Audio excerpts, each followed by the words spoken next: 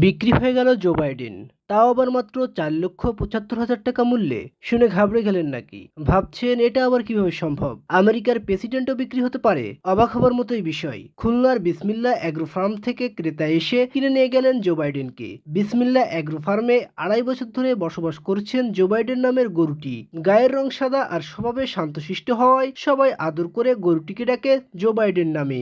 আমাদের এখানে গরু আছে 70টা, কিন্তু কোরবানির যোগ্য আছে হলে যে 55টা। এখন পর্যন্ত সেল হয়েছে অনেক বেশ, তারপরও কাস্টমার আসতেছে যাচ্ছে। আমাদের এই একটা গরু আছে, আমরা বিশেষভাবে লালন পালন করছি।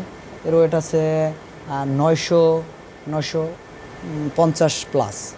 এই গরুটার আমাদের যারা রাখাল আছে তারা আসলে শখের বশতে এর নাম রাখা হয়েছে।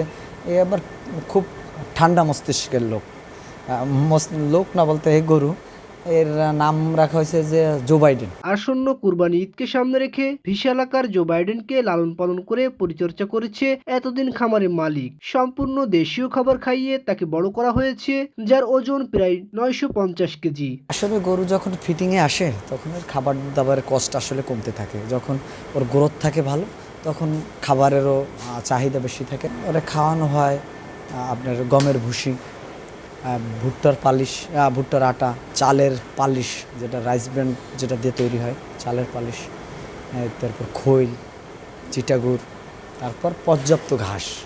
ওর দাম যেটা আসছে, তারপর আমরা ঠুয়া বিক্রি করছি। ওর দাম আসছে হলো গিয়া 4,75,000।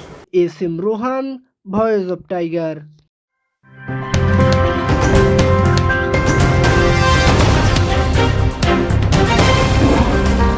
Voice of Tiger.